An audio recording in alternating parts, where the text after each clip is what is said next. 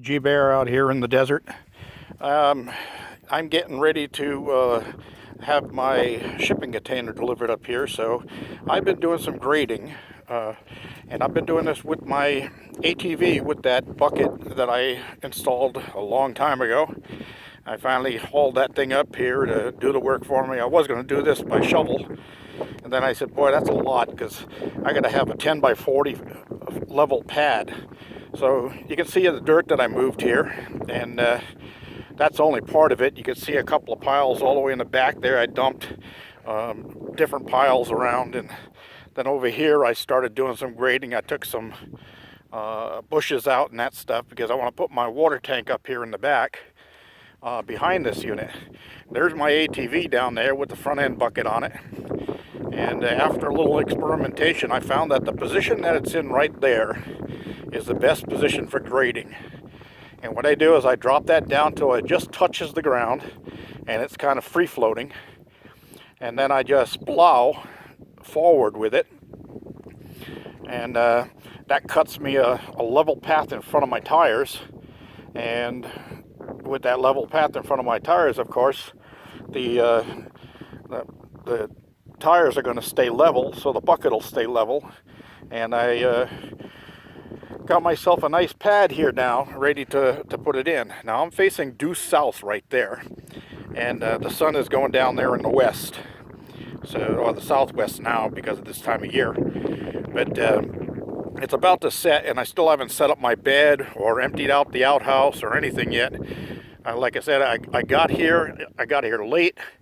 There was a big accident on the 395. It was closed in both directions over by Bear Valley Road. I had to go the long way around out through Hesperia and come back the other direction. But nobody's been up here except a couple of dirt bikes cut through the property. I saw their tracks. And there's my slab and the tarp and everything just like I left it. I did bring out the post for one of my solar panel racks that's going to go up. I'm going to fasten that to that slab this weekend also.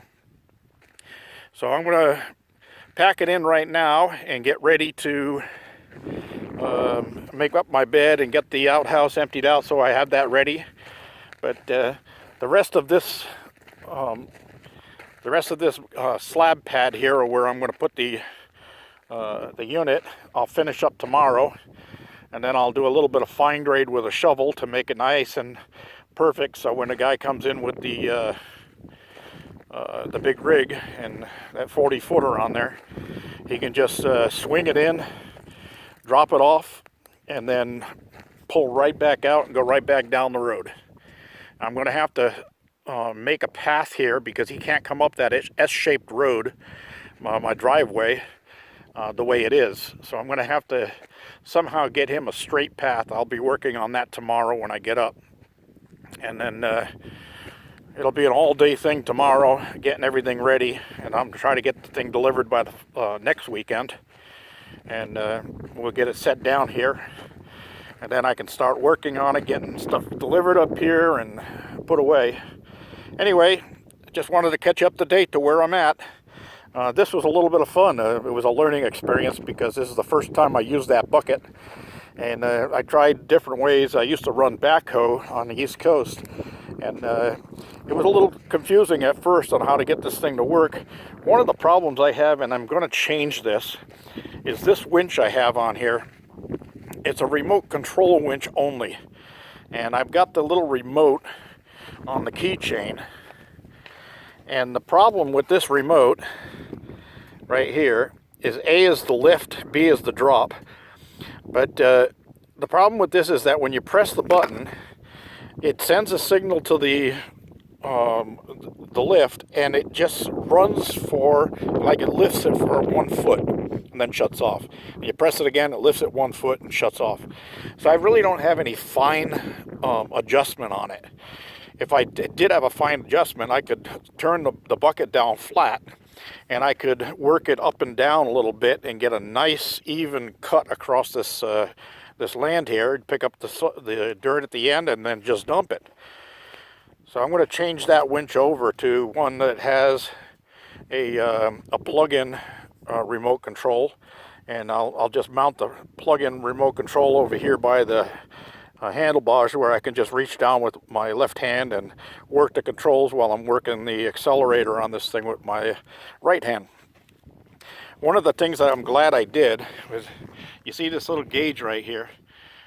This is for a table saw, and it's a level. It's a magnetic level. And I stuck it on there onto my ATV, so it tells me when my ATV is level. And as you can see, it's zeroed right now. So the ATV is sitting level on this pad that I cut. That's a good thing to know. It makes it a little bit easier when I'm working. I can say, oh well, I'm still leaning a little bit to the left or the right, so I'm going to have to cut a little deeper on that side. And that made short time of this once I figured out how to set the bucket. I have also gone through like 6 fuses already, 25 amp fuses. They're under the seat here, and I just blew another one. And I'm going to have to change that out. Oh no, I did change it out. So it's ready to go whenever I am.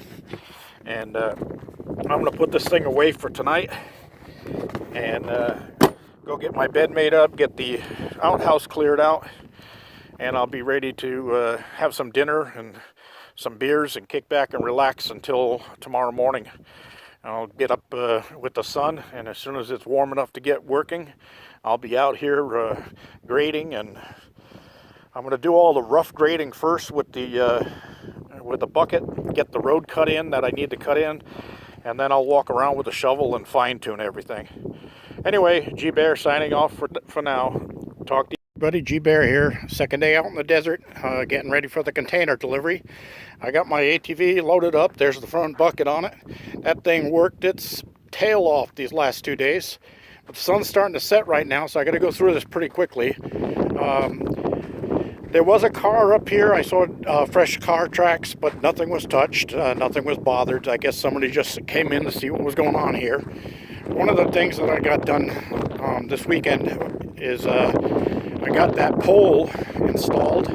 That's going to hold the rack for 600 watts of solar panels. And then the little one in the center, of course, will be my wind. And then I'm going to pour another one right there, which will end up holding the second 600 watts of solar power. So altogether, I'm going to have 1 kilowatt, 1.6 kilowatts. That's what it is. And that should charge me. Now you see that nice smooth area out there? That's what I use the bucket for on my ATV. That's where my 9x40 shipping container is going to go. I got that fairly well leveled. It's not perfect as far as perfect goes, but it is like within 1/8 of an inch, so I'm going to be satisfied with that. I also drove some stakes in where I needed them to show the distance that that container is going to sit on. These two here, I've actually got them 10 foot apart.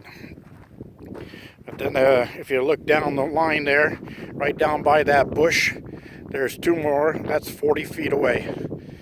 So this is going to be the 40-footer.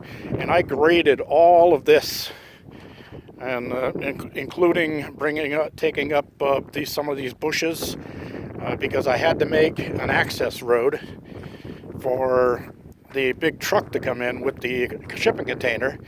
So he'll come in this way, and he'll pull up over here and then back it back in right onto my pad right there. So that's that. And as you can see, there's been some changes around here. There's a big pile of brush that I plowed up, and this road, I was going to do this before I put the ATV away, but it started getting dark, and I wanted to have that all loaded because I have to leave in the morning. I have to have the trailer back. It's a rental by 10:45. So that means I'm going to, in case of traffic, I got to get out of here no later than 8:45. So anyway, here's the road going down the back side here. This is the way he'll go out when he's leaving. I got a little ridge here where I dumped off some dirt as I was grading. I'll fix that up with a shovel next time before he comes through here with his truck. I don't think it'd bother me anyway. But let me keep on walking here. I'm trying to multitask here, and I'm holding on to my beer so I don't spill it. So I'll be quiet for a second while I'm walking down to the end of this road, and I'll take a sip of beer.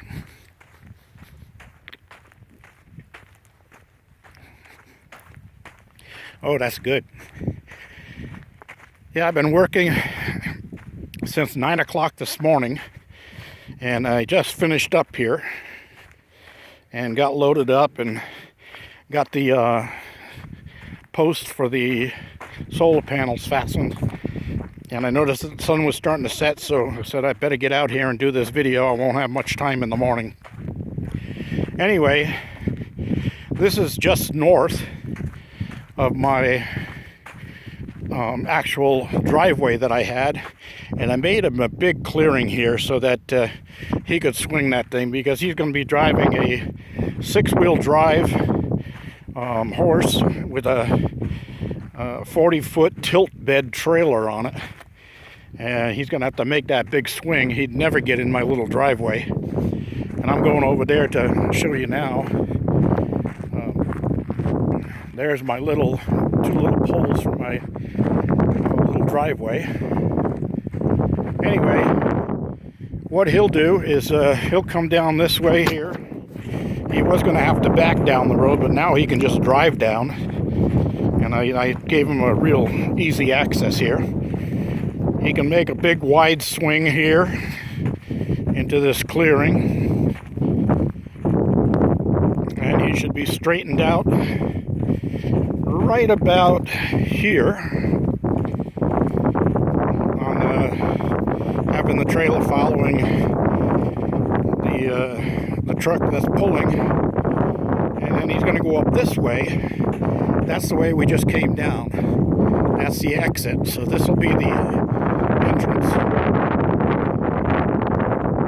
And as I get up here a little closer, there's my original driveway coming in. All of this that I've plowed out here, I'm probably going to leave it, because I'm going to have water deliveries coming out, and a big water truck can make a big swing here also. But anyway, I widened up the road at this point so that he can make a nice swing, and then he's got almost a straight haul right up to my pad where I showed you that I had it all graded. So anyway, we're coming back up on the van here, and the ATV is sitting on the trailer, all loaded, ready to go, all strapped down. I still have my solar panel. I've started bringing an extra 100-watt solar panel up here, and I just lay it in this classifier grader screen. I still have the 315 watters up there on the roof, but this extra 100 watts, 3 minutes into sunlight and I'm fully charged. Anyway, there's Andy's plant, one of them. It's doing well. I give it water every 2 weeks when I come out, and you can see my tarp is still fastened down here.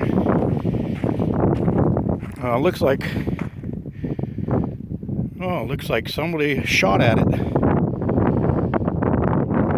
Some butthead shot a bullet hole, went right through.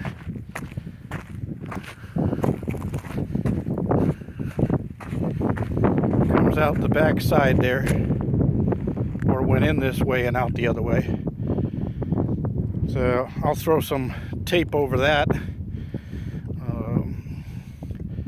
just in case it rains. Well, it's supposed to rain tomorrow, so I will tape that up. Anyway, I also started grading here for the second shed. This is where that's going to go. And these two bushes will end up coming out, because I'm going to have my porch, my front porch on the front of the container right here.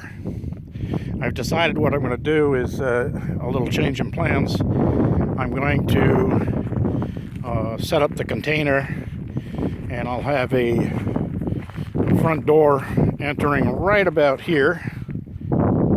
And then have, well, maybe I'll bring that front door down here a little further. About right here. And then that end will be all for storage. That's going to give me just around 15 feet of storage. And then this side here, I'm going to set it all up as a tiny house. With a bedroom and a bathroom and a kitchenette and a living room and all that stuff. I'll cut a couple of windows in. That's facing the south-southwest. That's where the wind always comes from. Right now it's coming from right there. And that'll be hitting the back side of this container. That container is going to be one heck of a wind block. So the new parking spaces when we come in will be here in front of the sheds and here between my center marker barrel and my original parking space. The motorhome will still probably go right there because I've got it set up already with the concrete pad for the propane and so forth and so on. Anyway, that's it for now. I'm going to sign off. I'm going to finish my beer and get ready to make some dinner before it gets too cold and too dark. G-Bear in the desert. Bye.